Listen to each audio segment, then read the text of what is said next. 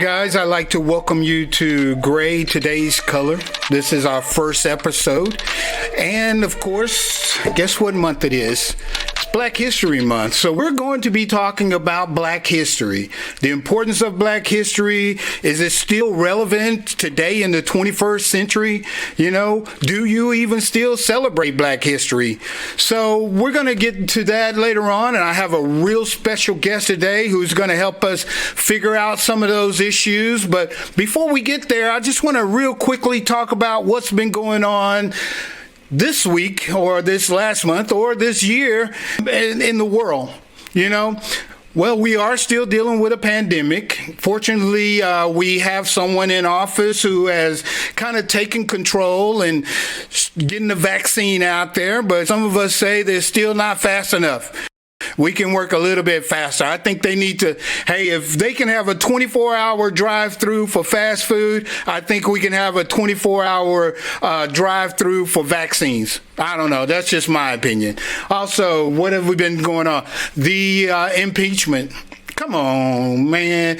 Do we really need to spend this much money to figure out who was the guilty party? Who led these people to do what they did? I hate this analogy, but when the people drunk the Kool-Aid with Jim Jones, no one questioned who was at fault. So why are we questioning now? I don't know. That's just my analogy. And last but not least, like I said, this is Black History Month. We've had some Black people here this year who have made history, and we'll be talking about them for the rest of our lives, and our kids will be talking about them. Let's talk about who we're talking about. The vice president, for one. We're talking about the Capitol policeman, for two, who has saved numerous of lives. So, hey, Black people, we're always making history whether we want to or not. That's a great thing. But like I said, our guest today, let me introduce you to our guest, Mr. Arthur Gregg. He is the Assistant Vice President for Multicultural Affairs and the Director of the Multicultural Center at the University of Texas at Dallas. Mr. Gregg is the recipient of several university awards, such as the CARE Award, Student Life Advisor of the Year Award, and Fraternity and Sorority Life Advisor of the Year Award. He received his bachelor's from the University of Houston and master's degree from the Dallas Baptist University. So if you will, I would like for you to give it up and welcome to our guest, Mr. Arthur Gregg. As I was listening to you, I kept going, who is this guy? He's done a lot. But I'm glad to be here, and thank you for having me, my man. Well, thank you for being here. If you would, how about you tell us a little bit about yourself? Have I missed anything? Have I left anything out? Man, I think you summed it up. I will say, though, that I am a product of the 60s. I am a child of the 60s. I am a baby boomer. But I am also a cusper, meaning I was born between being a baby boomer and being a Gen Xer. And so I was raised and born in Austin, so a political city, the capital city of Texas. My parents were very engaged in the civil rights movement. My mom was very, very active in civil rights in Austin. And so I grew up in all of that, the civil rights movement, and growing up, we knew, Black is beautiful. Black History Month was 365, 24/7. And as you said earlier, it was just who we were.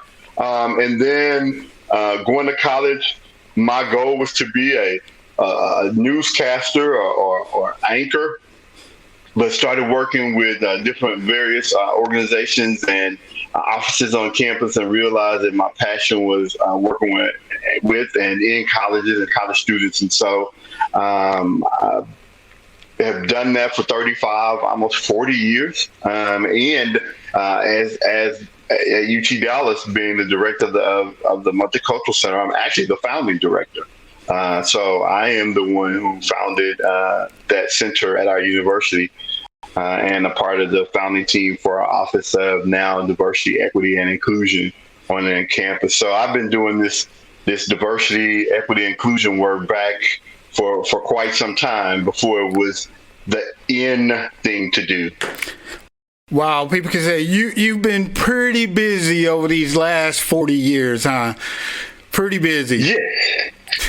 To whom much is given, no much was required, man. There you go. And it sounds like you've given a lot back. And, I've known you for a while, and every time I see you, I'm just amazed. For one, you never seem to look like you age. Every time I see you, you look just as young as the first time I met you. But I can see you've been busy. You've been out there. What's your secret? Man, I tell you, it's prayer. It's lots of prayer, lots of water. I'm like old people used to say, you never know the age of a tree until you cut it open, and you had to count the ring.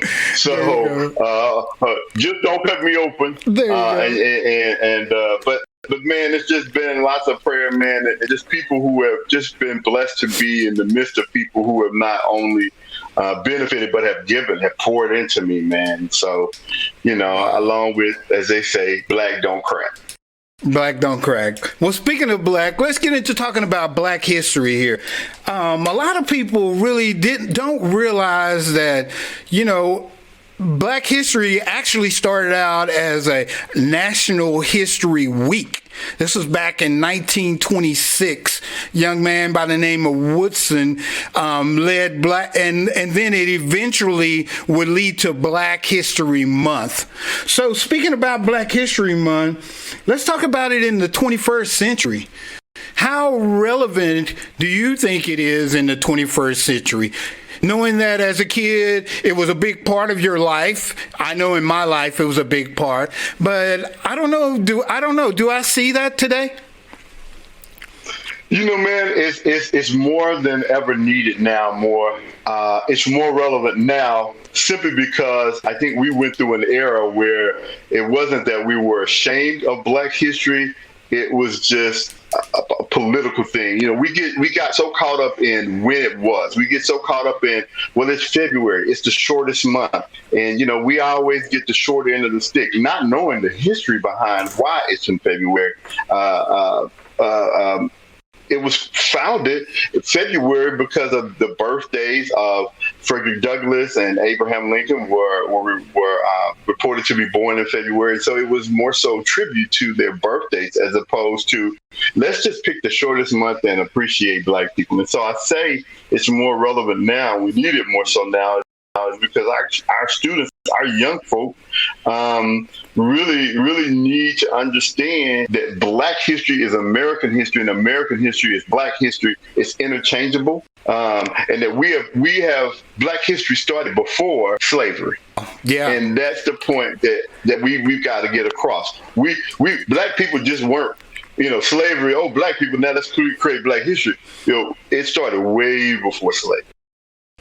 Wow. And, as I mentioned earlier, we contribute to not only American history, but to Black history every day. I mean, it's not like we go out and say, hey, today I'm going to make history or whatever. But based upon the way the country is, anytime a Black person gets involved in something, 9 times out of 10, he or she is about to make history. What are your thoughts on that? Like, first Black president, first Black vice president. I mean, I'm sure when they ran, they didn't say, well, hey, I'm going to go out and be the first Black president. He was just saying, I just want to be the president. What are your thoughts on that? I think, man, you're right. We are a people who are destined for greatness. We've always been destined for greatness. We've always had to be twice as smart, twice as strong, twice as fast. And so when we go out to do something, we don't go out saying, hey, I'm going to be the first Black to do this. We go out saying, I'm going to go and lead. I see that I can lead. I see that I can run. I see that I can compute. I see that I can do all these things. I tell kids all the time, we always say, oh, Black kids are not good at math. And I had to tell kids, Black folk created math. Where do you think math came from? It's in our DNA. It's in our DNA to succeed. We are probably some of the hardest working, the most loyal, the most studied, the most, you name it. It's a part of who we are. It's a part of our DNA. And a lot of us, we really don't give ourselves enough credit. I mean, I think with Black history, it should be more, instead of a celebration of individuals in the past, it needs to be more of a study period. Let's figure out where we were and where we are now and celebrate that, because if you don't learn from the past, you're doomed to repeat the past. And speaking of the past, think about this, right now, in the 21st century, we have the Black Lives Matter movement. But remember the movement back when we were kids growing up, and it was the say it loud, I'm Black and I'm proud. Yes. Back then, it was, I don't know, let me see if I can put this right. It was more of a, look at me, this is who I am proud to be this person, and you need to recognize the darkness, the melatonin color in my skin. But now, with the Black Lives Movement, Black Lives Matter, it seems more that we're, I don't know, maybe asking for the permission of you not to kill us based upon our skin color or who we are. I don't know, and I don't think that those people in this movement actually get it. They don't get it. Right.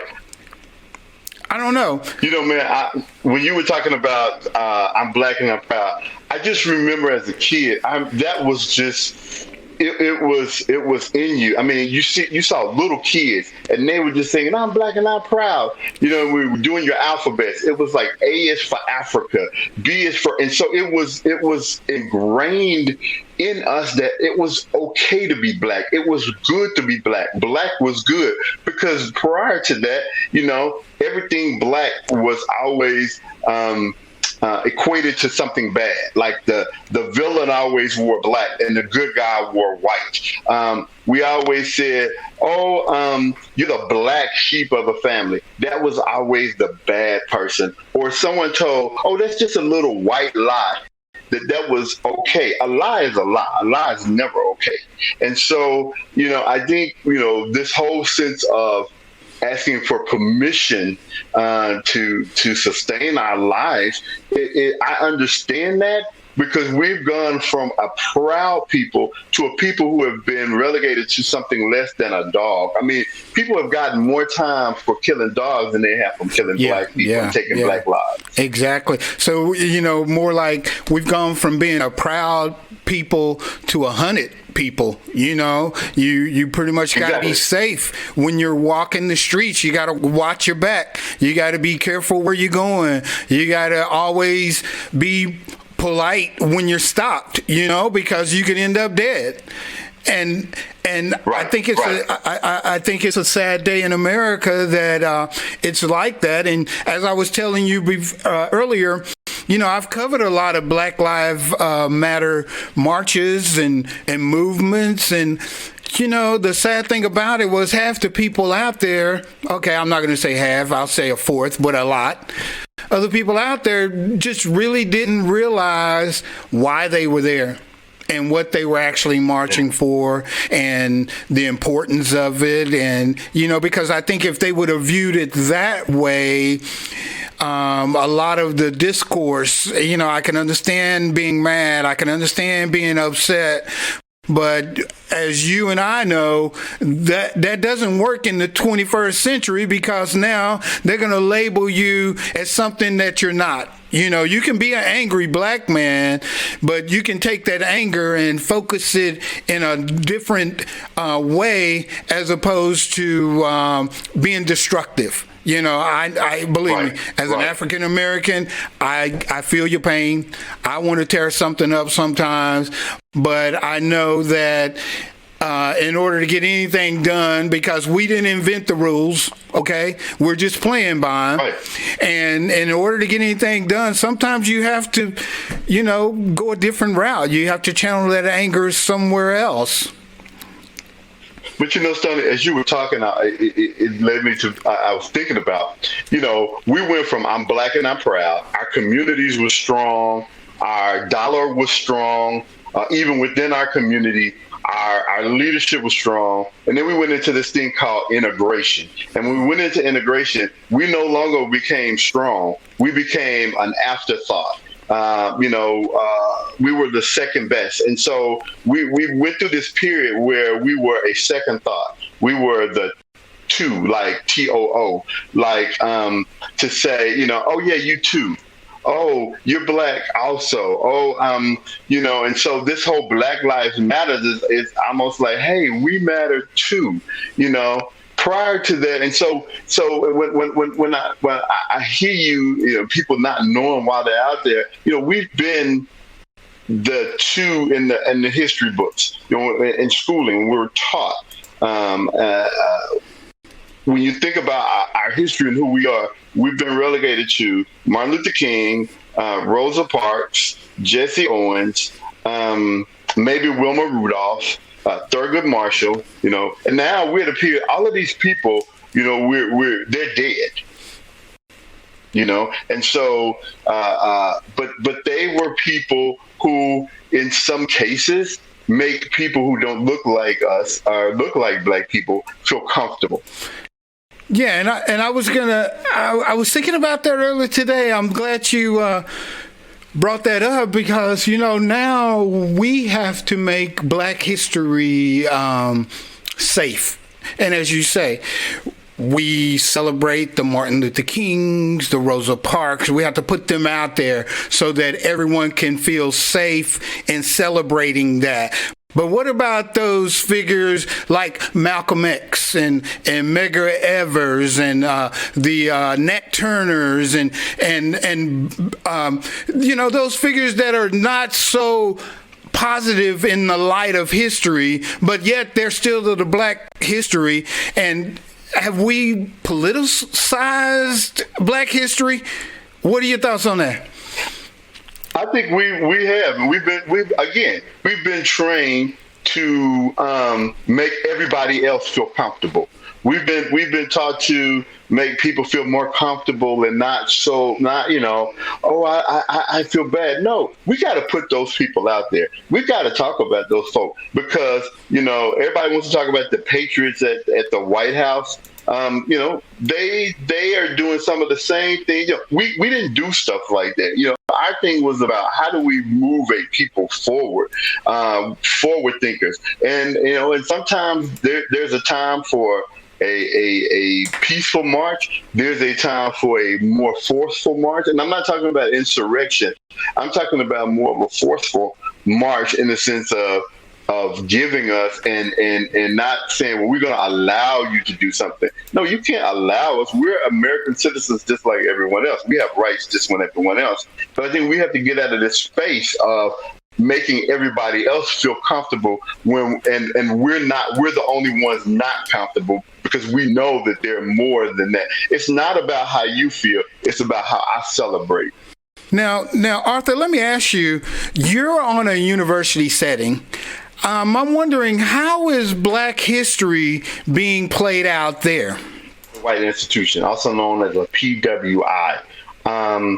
And I think Black history has to be played out on all our university campuses. I am proud to say that Prairie View A&M University is now and they have in works to create an African American history or major to study and focus just on African American history. We got to teach it on all our campuses, whether it's a PWI, a HBCU, or an HSI, a Hispanic serving institution. But I want to talk a little bit about our campus, because what we do is we empower our students. Our students plan our Black History Month. We get our students together.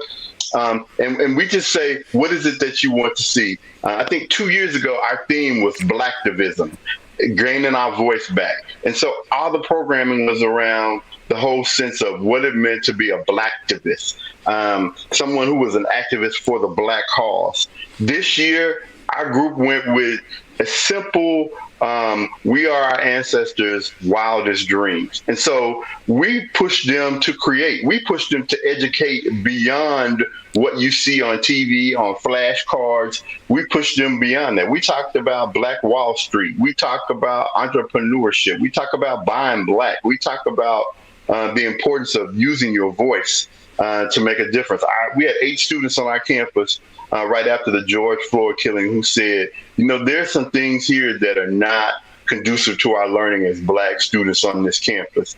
And we need to let y'all know. We need to let the administration know. So they wrote a letter to the president. The president pulls together a group, and we're working on that to address those issues. When the students did it, it enhanced our Black faculty and staff to say, here's some concerns that we have. So, I think it's incumbent upon us on our university campuses to really, if we're not going to do it anywhere, we definitely need to do it on our campuses, because when we do it in our campuses take it into our communities. Yeah, and I was about to ask you how woke are today's youth, but from the examples that you've given me, I guess we're not giving them enough credit. What do you think? Are they pretty woke today? Oh yeah, they are. I think we're not giving them enough credit. I think we are, because we have so many different generations, and the way that and what our generations were exposed to. I think sometimes we want to shut them down, and so what we have to do is we have to edutain is the word that we use in our programming. It's edutain. It's part entertainment, it's part education. And I think the thing is that we have to listen to them, and then to help them take everything that they put out there and to create whatever it is that they're doing. One of the things that our young people have been able to do now, I think that's masterful, is that they have been able to engage their peers who don't look like them to jump in the struggle with them. And I relate that to probably a lot of the civil rights movements. If you watch the March on Washington, you just go back and look, it's all generations, it's races, it's genders, it's all of that. And so I think what our young folk have done has been able to really recreate this. And as they're pulling these allies and gaining these allies, it's just not, just the regular folk. Their allies are children of people also who are decision makers. And so now, if you look at some of the corporations and things who have made some big movements with the Black Lives Matters movement, who said we're going to put our dollars where our talk is, I would be willing to bet many of them, the leadership, have kids who are in higher ed, who are teaming up with their Black peers who are saying, Dad or Mom, you work for this company and y'all are not right. Y'all are treating people, and so they're building allyship. So I don't think we give our young folk enough credit. Yeah, so, and I have kids, and I was surprised to see how many of their white counterparts, Hispanic counterparts, are all on board with, the inadequacy of the justice system, just to mention that, and to shop Black businesses and support Black businesses. So, yeah, I don't think we've given them enough credit, but let me ask you this: as the average Joe, what can I do to keep Black history moving forward and make it more relevant? I think what you're doing now. I think with this podcast, I think the more that we're putting it out there, see, we now have more mediums to get this stuff out. We can reach more people than we've ever been able to reach. And I think part of it is we have to have these kind of real conversations We have to talk to the real, the average, the above average, all walks of life to talk about this, to engage them in this conversation. And then talk about it. Get off of just the Martin Luther Kings and talk about the hometown heroes. Talk about the folk who are in the trenches. We talk about, there are 20 million other Amanda Gordons out there who have that prophetic word. There are 20 other million officers, the officer that was at the White House, who are daily doing that, who are protected. See, we've always been the protectors. Mm-hmm. We've always been the protectors and the cleanup folk. And when I say clean up, I'm not talking about just physically cleaning house. I mean cleaning up mess like insurrections, cleaning up mess like businesses that have failed. And so what can average folk do? We got to continue the conversation. We have to be comfortable and proud enough in our blackness to share and not worry about if Johnny or Susie or whomever is uncomfortable. It's okay to be uncomfortable, and sometimes other folk need to be uncomfortable for you to be comfortable. Yeah, and speaking of being uncomfortable, just real quick, Colin Kaepernick. Remember the knee he took back then, and I don't know, it was sort of like had we listened, it would have been a premonition of things to come, because him kneeling and the reason he kneeled, it just came to light here this last year with the death of George Floyd. And, had we taken a listen back then instead of shunned him, or pushed him off to the side and made this big deal about why he was kneeling instead of the reason he was kneeling, I think George Floyd could have been avoided. And do you think Kaepernick will go down in history as part of Black history? I think he should. I think because he brought a lot of awareness to, he was one of the first ones that brought the awareness, and one of the things that we talk about Black history, see, it boils down a lot of times to it's black and white, and people are okay when it's there. When it's there, they can, I'm with you and I support you. But when it becomes green, that's when you start to really see the division. And so what Kaepernick started to do was start to affect green. And so he was made out to be the villain. But like you said, had we listened and watched him, there's so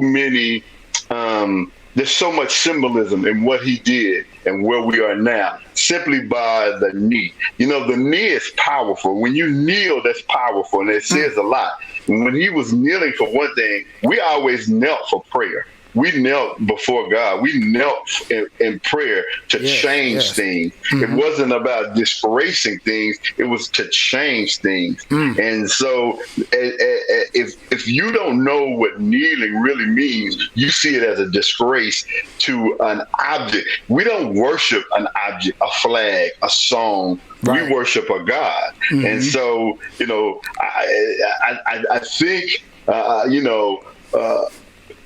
I want to say, if he is history, he is Black history, he is American history, and I think he should get just as much notoriety as anyone else who has done anything else for the cause of Black people and oppressed people in this country.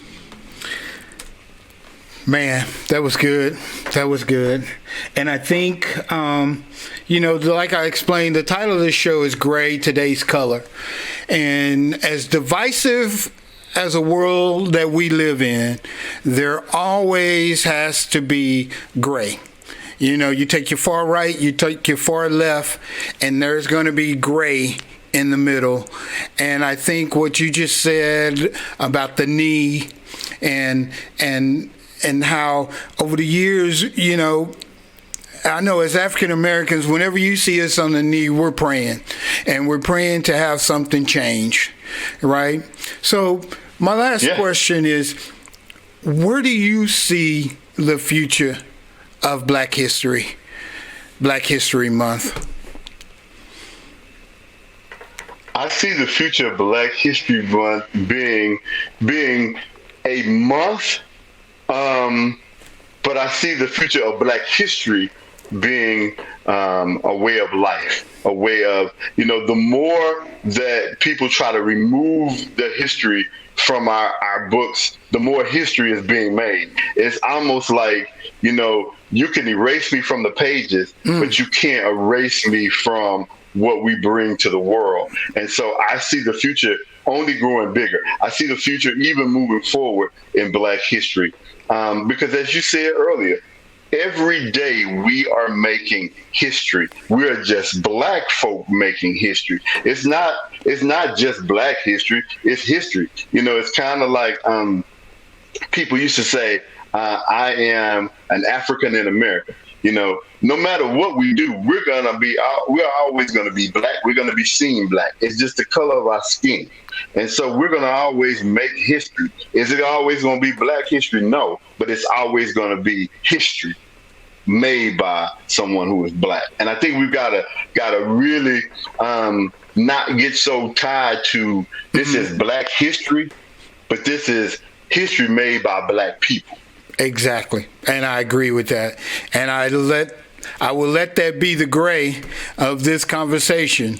It is not Black people making history. It's just history that happened to have been made by a Black person. Agree? Yes. All right. I agree. Well, totally agree. Arthur, thank you so much. I've really enjoyed this conversation. Let me give you the opportunity. Any last words? Any last words? Any last word? Man, I appreciate this. My last word is that we have to take this word, we have to take this work, and it has to go beyond the viewers who are here. You have to share it with someone. We have to share work like this. We have to put it out there, because if we don't put it out there, they say people perish by the lack of a vision. This is visionary. We are visionary people. We've got to put the visions out there. Arthur, thank you so much. You've been great. You've been a great guest. I hope to have you back again, maybe on a different topic, or maybe something on the same topic. But I think you've educated our audience. Thank you so much again. Much love. Thank you for doing this for me. I appreciate you. Hey, man. Thank you for creating this space, this opportunity. Thank you for having me. I wish nothing but blessings upon this, man, because this is Black history. This is history being made by a Black man. There you go. Continue to, man, put our voices out there, man. Continue to put our thoughts out there. You continue to put out there, no matter what the topic is, you are making history, Black man. Thank you so much, Arthur. Thank you. I appreciate you. Once again, thank you for being our guest. And once again, ladies and gentlemen, you have been listening to Gregg, Today's Color. I appreciate your listening. I appreciate you taking the time out to let me try to bring a little light on some topics for you. So do me a favor. You have a friend, pass this podcast on. Follow me.